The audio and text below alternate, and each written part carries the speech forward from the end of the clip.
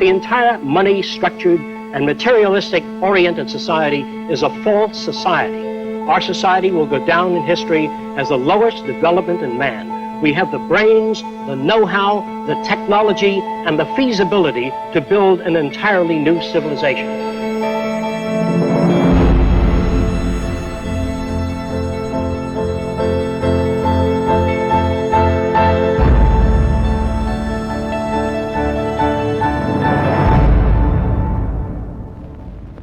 It was living through the 1929 Great Depression that helped shape my social conscience.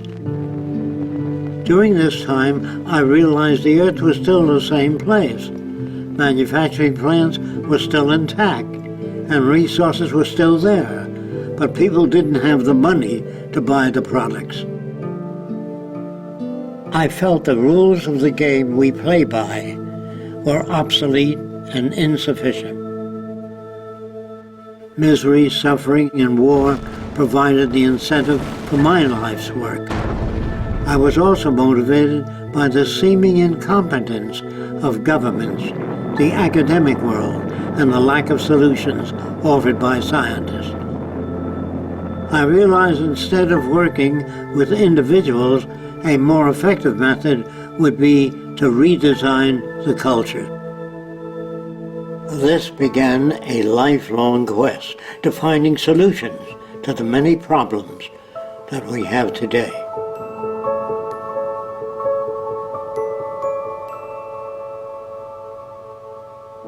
This presentation is a feasible plan for social change that works toward a peaceful and sustainable global civilization where human beings, technology, and nature coexist.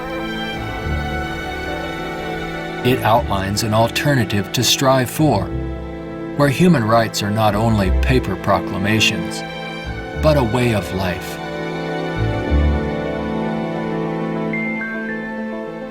It is called the Venus Project.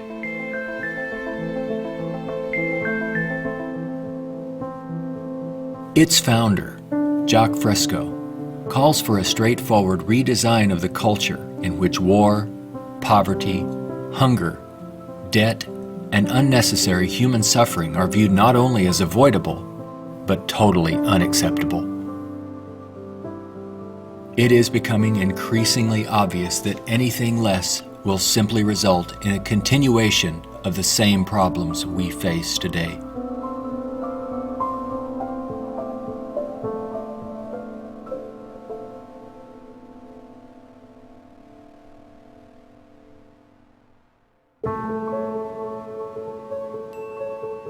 The Venus Project's Research Center, constructed by Fresco and Roxanne Meadows, is located in Venus, Florida. It addresses many of the root causes of our difficulties.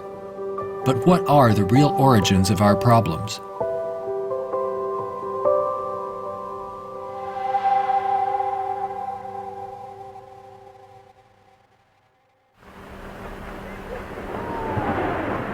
At present, we are left with very few alternatives, since we're on a collision course of our own making. Answers from yesterday are no longer relevant. Considering the damage already done to the environment, we are rapidly approaching a point of no return, where nature will dictate the course. Either we continue as we have, with outmoded social customs and habits of thought, thereby threatening our future, or we apply a more appropriate set of values, relevant to a sustainable society, with more opportunity and freedoms. Americans have been conditioned in their kind of society to get a different kind of car next year, to buy a new television set or a tape recorder. We are radical as hell, but our political and social institutions have not changed. And this is where we are stagnating, because we always equate any new idea with communism or regimentation, because we've been brought up to fear that which is new. None of the world's economic systems, socialism, communism, fascism, or the free enterprise system have eliminated the problems of elitism, nationalism, racism, and most of all, scarcity.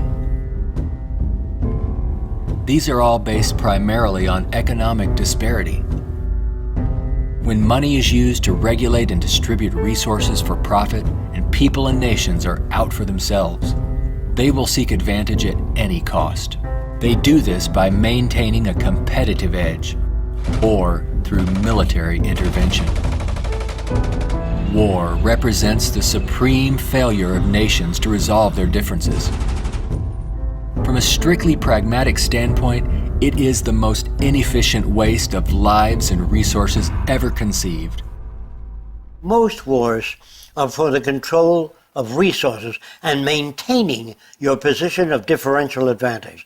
They're not based on the dignity of man. They're not based on elevating human beings. It might elevate the human beings in the country that's the victor. It might do that.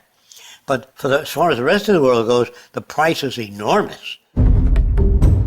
This crude and violent attempt to resolve international differences takes on even more ominous overtones with the advent of computerized nuclear delivery systems and deadly biological and chemical weapons.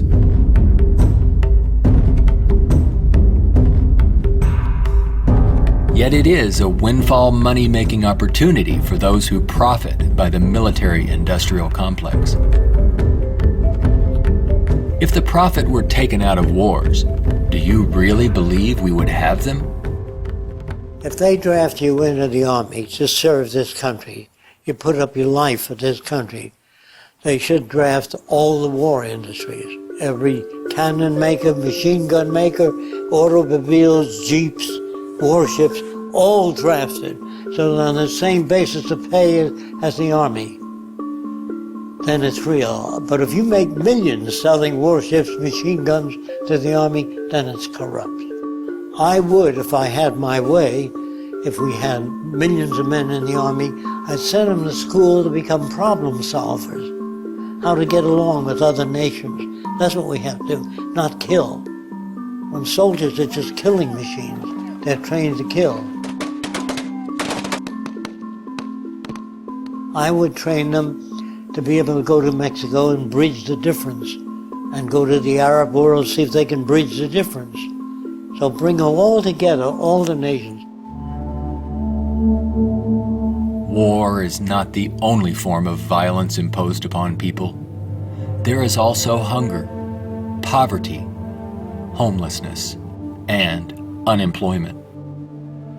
The acceptance of these conditions as expressive of human nature is a myth used to keep things as they are.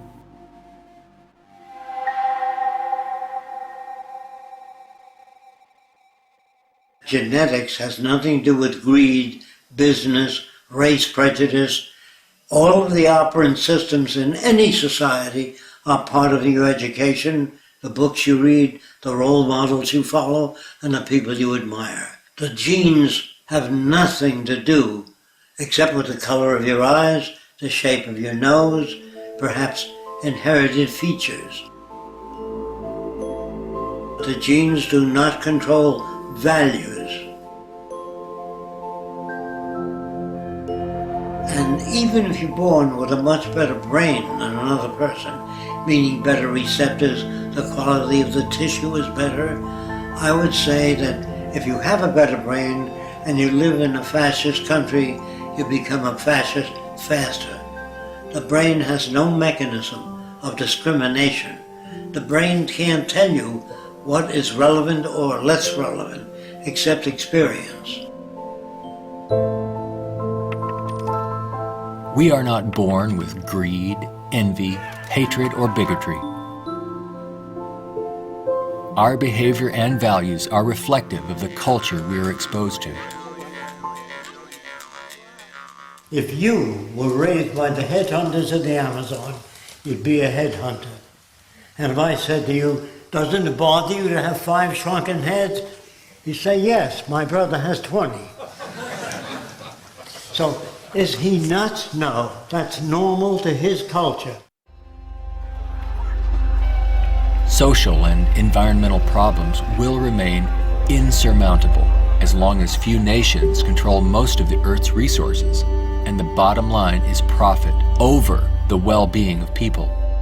Putting profit first results in unnecessary suffering and aberrant behavior prevalent today.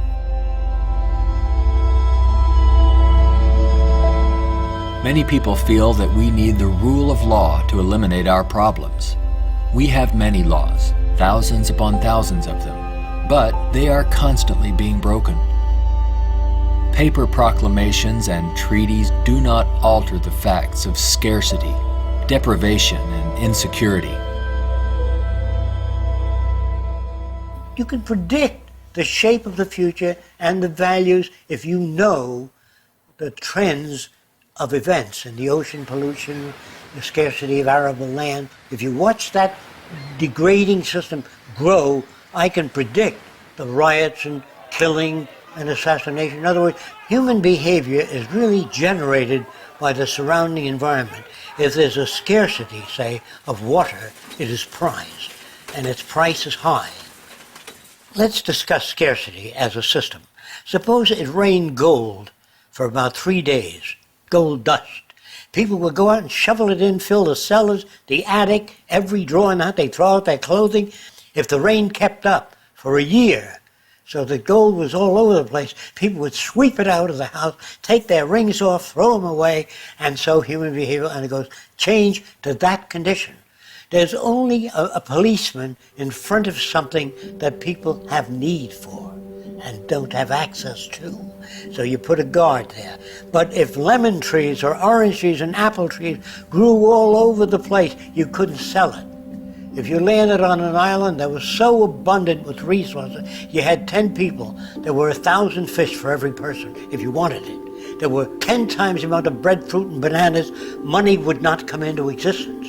Private property would not come into existence. If the island was big enough, there were 10 people, there were 8,000 acres. No one would give a damn about staking out this particular area. There are patterns of behavior that promote survival. There are social conditions that change our values and outlook. No one can write a constitution of required behavior without consulting the environment. So we'd better take care of the environment, we'd better take care of one another, and we'd better educate people to the highest possible levels of our ability in order to have a society. Even a peace treaty cannot prevent another war if the underlying causes are not dealt with.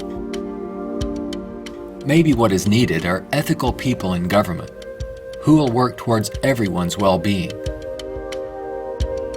But even if the most ethical people were elected to high positions and we ran out of resources, there would still be lying, cheating, stealing, and corruption.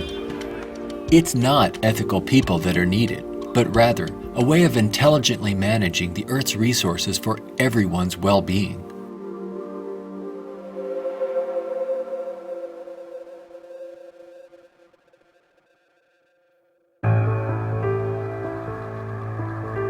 Let's examine our social arrangements further. To maintain our economy, products must continuously be sold.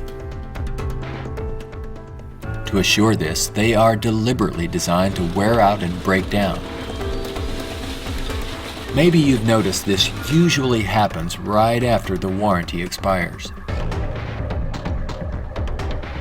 This corrupt practice is referred to as planned obsolescence, which is the conscious withdrawal of efficiency.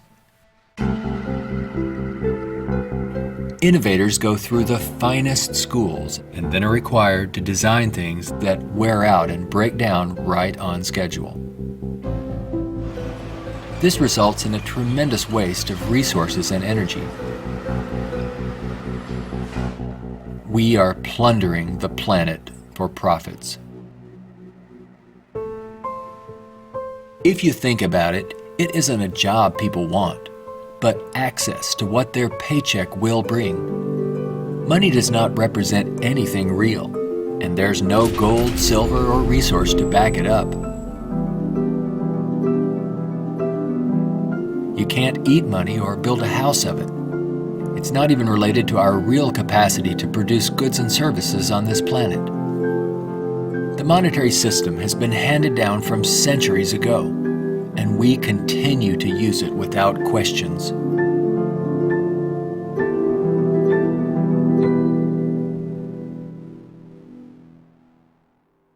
This system will keep installing more and more automation, cutting down on the purchasing power of the majority of people. There will come a time, it's called the Gaussian curve, where employment is that, production is this, and purchasing power is that. The system stops. Banks fail, nothing works anymore. We're moving in that direction very rapidly.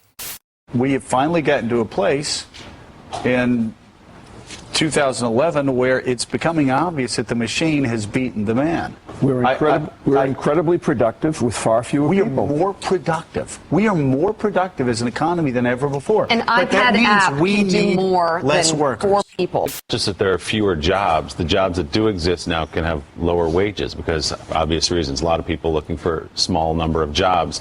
The wages go down. That has huge impacts on the middle class and ripples out from there. We're moving towards social collapse.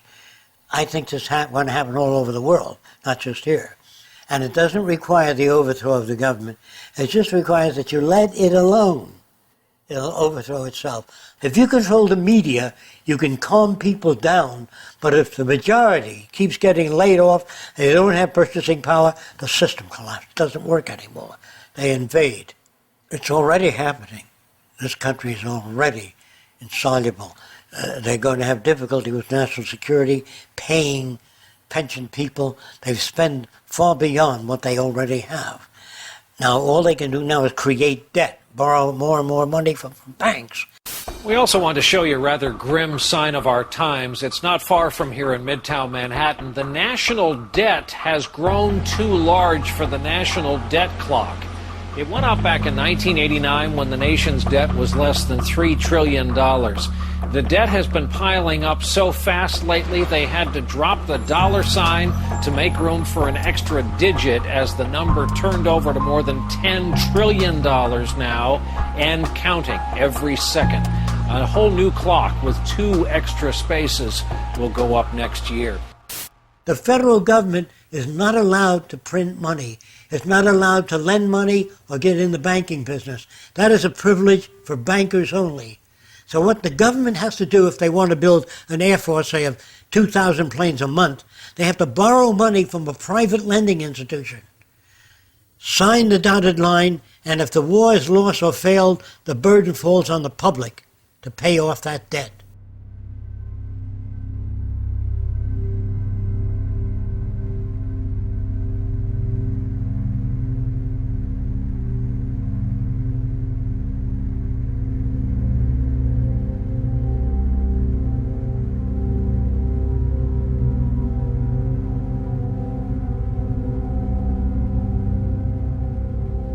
We find ourselves and our social constructs in a transitional state, a matter of social evolution. If we want to make it through these turbulent times, we must be able to adapt to change.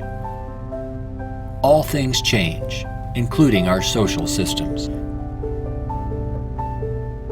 Albert Einstein stated, "We cannot solve problems by using the same kind of thinking we used when we created them."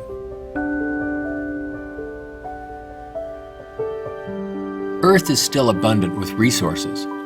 Our practice of rationing resources through monetary control is no longer relevant and is actually counterproductive to our very survival. Today, we have highly advanced technologies, but our social and economic system has not kept up with our technological capabilities, which could otherwise easily create a world of abundance for all, free of servitude and debt. How can this be possible? There is not enough money to feed or house all people on this planet, let alone accomplish these more ambitious ends. But Earth has more than enough resources to meet the needs of all people, but only if managed intelligently.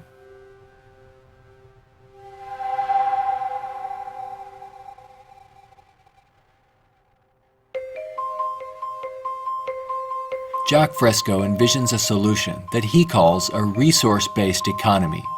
It is a socio-economic system in which all goods and services are available to everyone, without the use of money, barter, credit, debt, or servitude of any kind. It is unlike any social system that has gone before. Fresco arrived at this direction through 75 years of study and experimental research.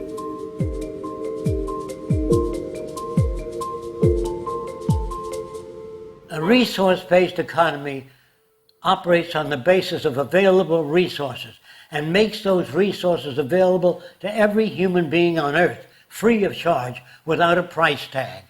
So we have today more than enough resources to build a far more advanced society. I'm not talking about limited handouts so that people just get by.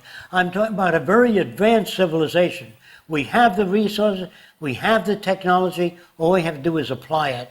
One of the main aspects of the Venus Project is to eliminate scarcity. This is where the technology comes into play.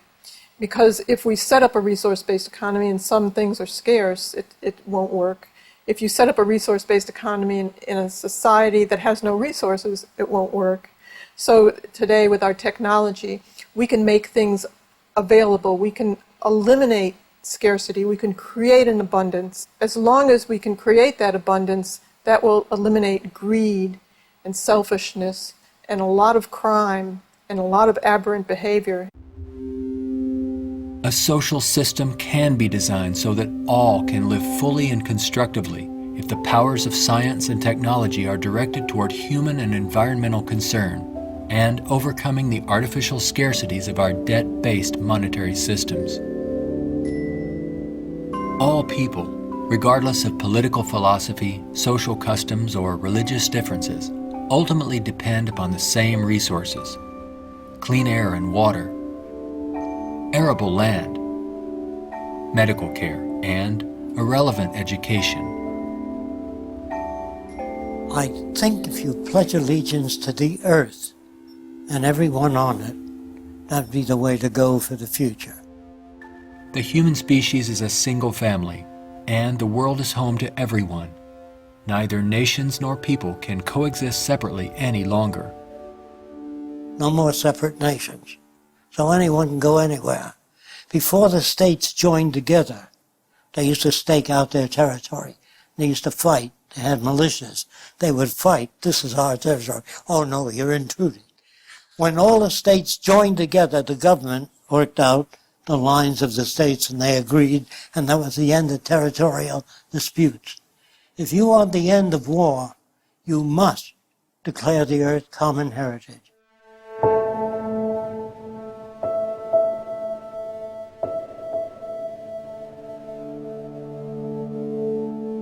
This has nothing to do with those who want to form an elite world order with themselves and large corporations in control and the rest of the world subservient to them. On the contrary, a global resource-based economy enables all people to reach their highest potential, where they can thrive and grow in a society that works in their behalf, a society that protects and preserves the environment as well, one that understands that we are part of nature, not separate from it.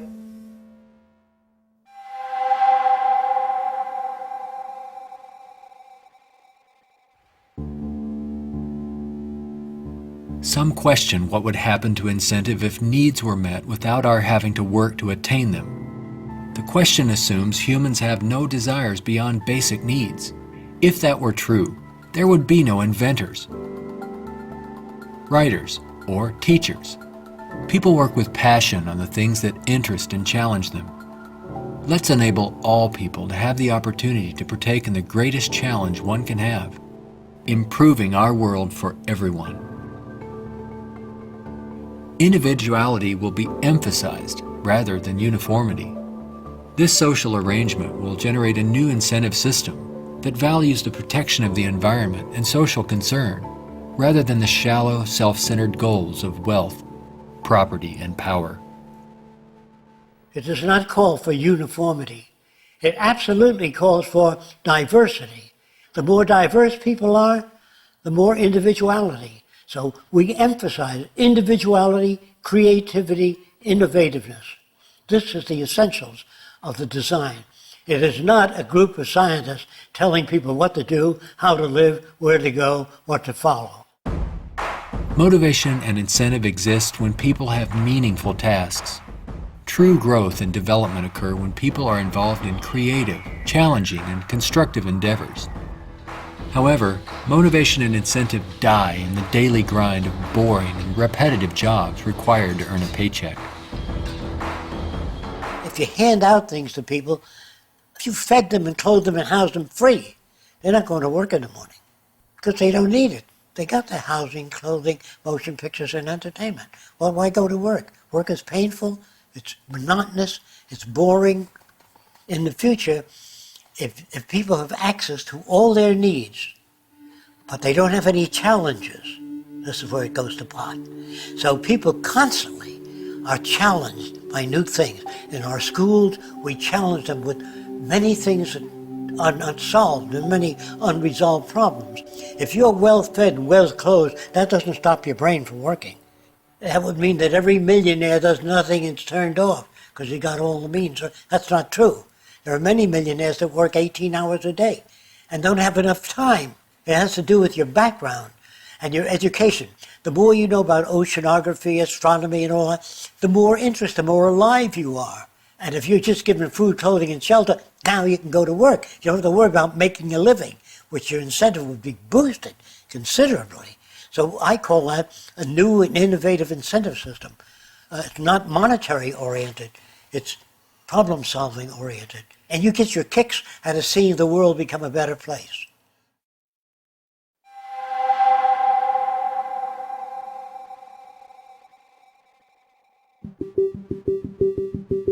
How can we use our technology wisely so that there is more than enough for everyone? To achieve this, it's mandatory that the planning for it be based on the carrying capacity of the planet's resources. Our entire infrastructure must be redesigned and operated as coherent, integrated total systems. This means we must consider our entire global community as one unit that includes everyone, and plan accordingly. Only in this way can we use our technology to overcome resource shortages, provide universal abundance, and protect the environment.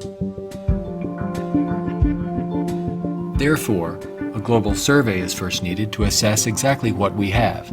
This would inventory our physical resources, personnel, production centers, and the needs of people. This enables us to determine the amount of goods and services needed. For instance, where is the arable land to grow crops? How many people are in various locations? And what is the state of their health? This would determine where hospitals are built and how many. If you try to do that today, ask for a global resource survey of all nations, they'd wonder, what are you trying to do that for? To find if we got enough resource to fight you in armaments and other things? They would be skeptical, hesitant to give that information. So I would say it wouldn't work in today's culture. But after the ideas are put forth and the reason for it and the advantages gained by all the nations, it would have to be specific advantages that they can understand in their terms. And if they agree, then the survey would be conducted. It's not my opinion or the opinion of anyone else would be used. It's the size of the population, the availability of resources, the carrying capacity of the earth that determines what is done and how fast things move. See, today it's done on a totally different basis. But in the future, it'll all be based on a form of dynamic equilibrium. That means operating everything at the highest potential without environmental neglect. The key to achieving abundance and a high standard of living for all is to automate as much as possible in the shortest period of time. But during the transition, we have to bring together the technological capabilities of people working with computers and working with technology and building and designing methods of delivering these resources and the necessary industrial plants to process the resources. Our problems and their solutions are technical, not political. Most problems can be solved when technology and the methods of science are used to serve all people, not just a select few. But what is it that you want? You have to ask yourself, I want to live in a world where I don't have to fear that my children will go into another war, where there'll be deprivation or problems or disease. Do you know how to build that kind of world? No, I don't. Well, how do you go about building? You call upon the various divisions of science, bring them together, and say, these are the problems we'd like to solve. A scientific government doesn't mean that scientists rule or control people. It means they have better means for building transportation systems, better means for cleaning the air. They have the best means for restoring the ocean that we know of to this day. Computers can serve the needs of everyone when Cybernation is ultimately integrated into all aspects of this new and dynamic culture. One can think of this as an electronic nervous system, extending into all areas of the social complex. Their function would be to coordinate a balance between production and distribution, assuring there are no shortages or overruns. In this highly technical society, decisions are based on direct environmental, human, and industrial feedback. You can think of this as electrical sensors throughout the entire environment, from cities, factories, warehouses, distribution centers, transportation networks, all over the globe, gathering data for more appropriate decisions. The decisions are based on the needs of society rather than corporate or private interests. It is not automated technology or machines we should be wary of, but the abuse and misuse of technology by selfish interests. Remember, it is people who decide what ends the machines will serve. If technology does not liberate all people for the pursuit of higher aspirations and human achievement, then all its technological potential will be meaningless. You always do a positive and negative study before you engage in the actual reconstruction of an environment.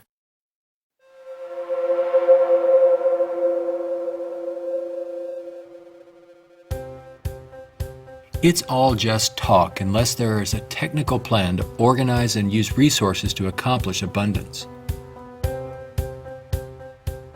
What follows are some of the many approaches the Venus Project provides for the entire social spectrum.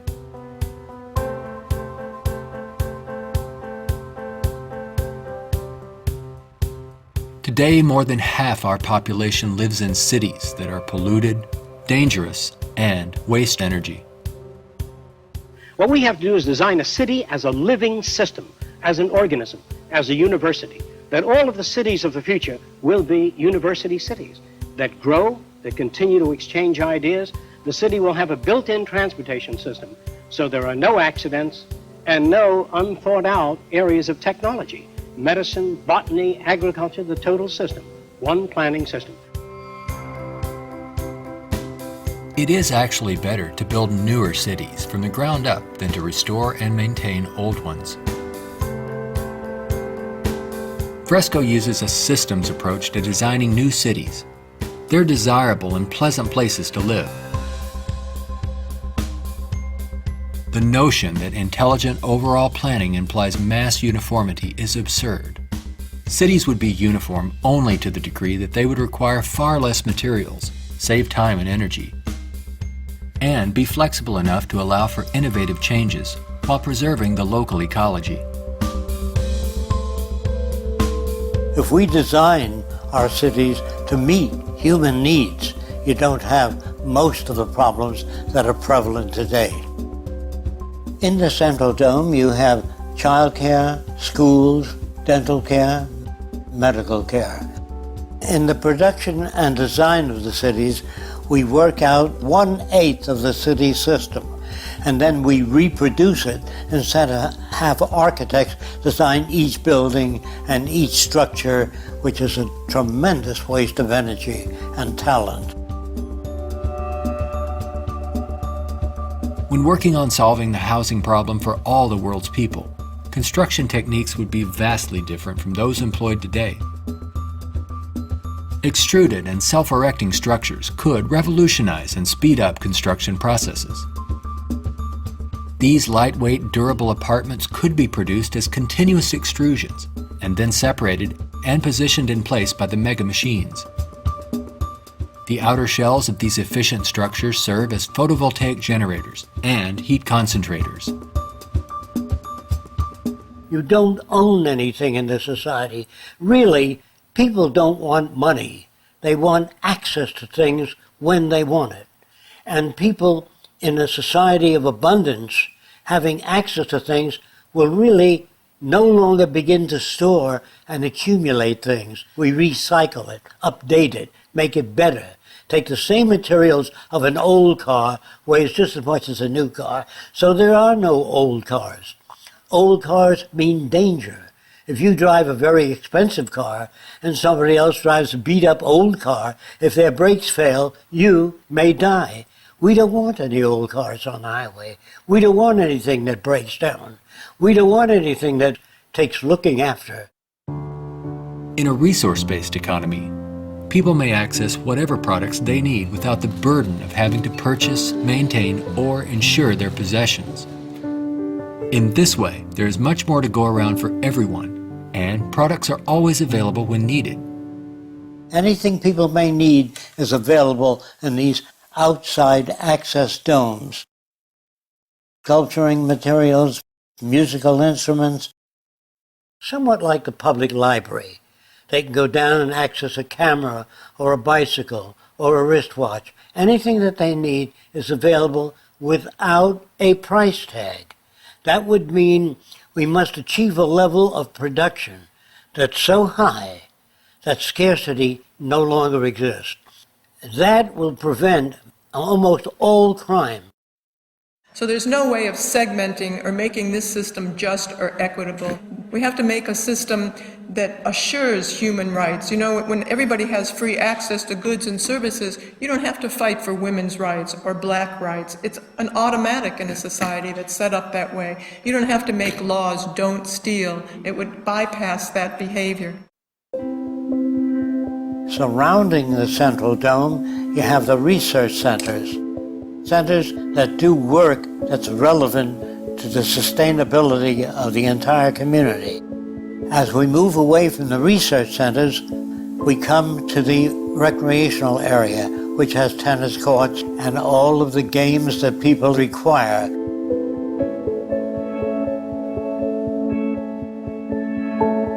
As we move away from that, we come to the residential district. There are streams, waterfalls, lakes throughout the area.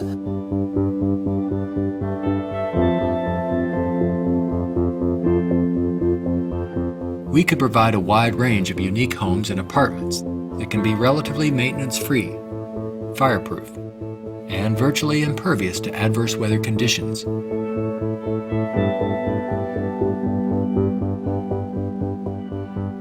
As we move to the next sector, we come to apartments. The reason some people want to live in apartments is because you have drama groups, you have gymnasiums, medical care, dental care, everything is built in to the central towers. I feel that in the future, people will move away from individual houses and live in larger complexes. As we move outward, we come to the indoor agriculture or hydroponic farms. Then there's also outdoor agriculture. The city would use the best of clean technology in harmony with nature, such as wind, solar, geothermal, heat concentrators, piezoelectric, wave, temperature differentials, ocean thermal vents, and much more. A major development for generating energy in the future could be the construction of a land bridge or tunnel across the Bering Strait. These underwater structures convert a portion of the ocean currents through turbines to generate clean sources of power. By using these sources of energy, we could power the Earth on clean energy and enable all people to enjoy a very high standard of living for thousands of years to come. There's no need for the use of polluting hydrocarbons any longer. Pollution will be a thing of the past. All transportation will be integrated into a worldwide transportation system. Transportation within cities will be by transveyors. City-to-city travel will be by monorail.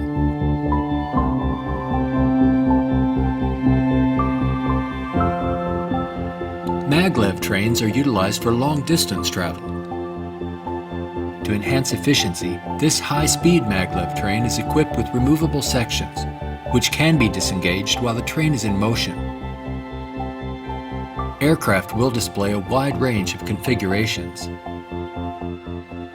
These VTOL aircraft, or vertical takeoff and landing, are used to transport passengers and freight. The priority is safety rather than saving money or dealing with the lowest bidder. This modular freighter consists of detachable sections that can be rapidly loaded or unloaded. The number of sections varies depending on the amount of freight to be delivered. When all the sections are connected, they can be propelled as a single unit. Ships can be floating manufacturing plants that produce products while en route to their destinations.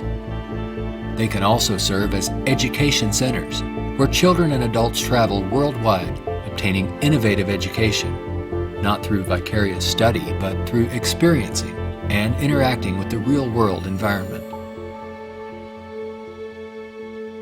A national transportation system would include a network of waterways, canals, and irrigation systems.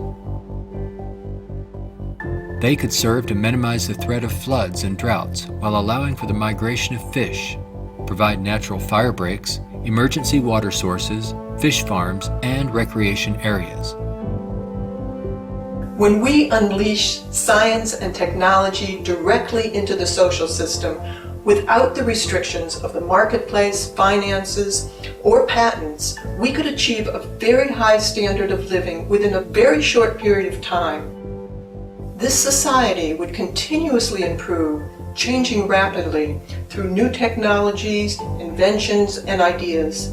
It would be an emergent society rather than an established one like we have today.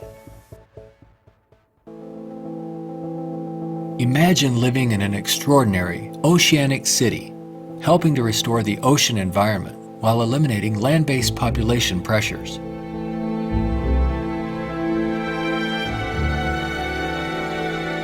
These cities in the sea may serve as universities and research centers where students study marine sciences. They could be used for ocean farming, mariculture, and mining, while maintaining a dynamic balance in the oceanographic environment. Self-sufficient cities in the sea vary in design depending on their location and function. This undersea observation station permits people to view marine life in its natural habitat. These mariculture and sea farming systems cultivate and raise fish along with other forms of marine life to help meet the nutritional needs of the world's people. These structures would permit the free flow of water throughout.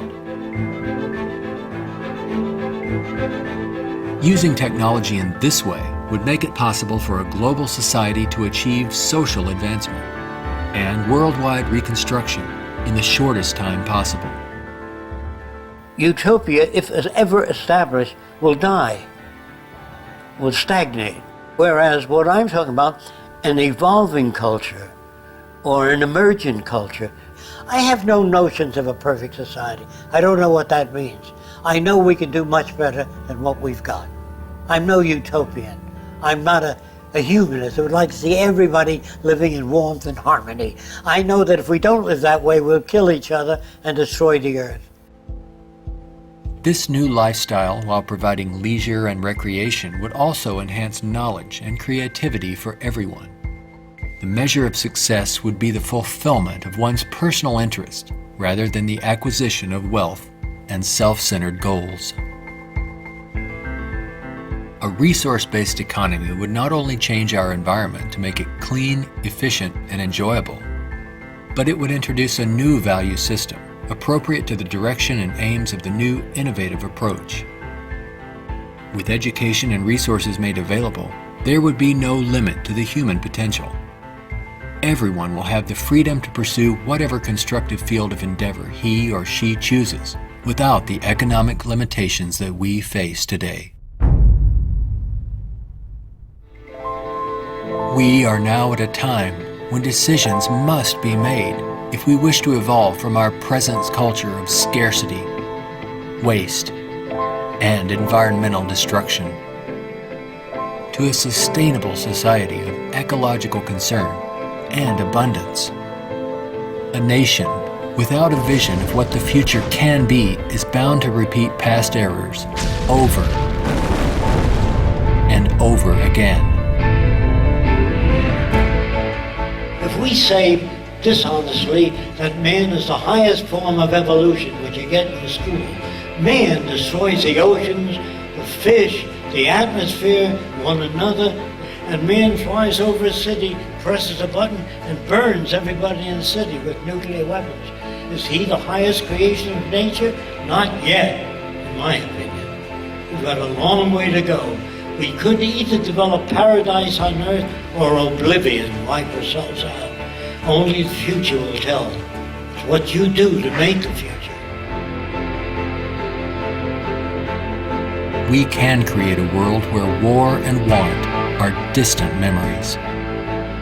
When all of science and technology are used within a global resource-based economy for the protection of the environment and the well-being of all, only then will we understand what it means to be truly civilized.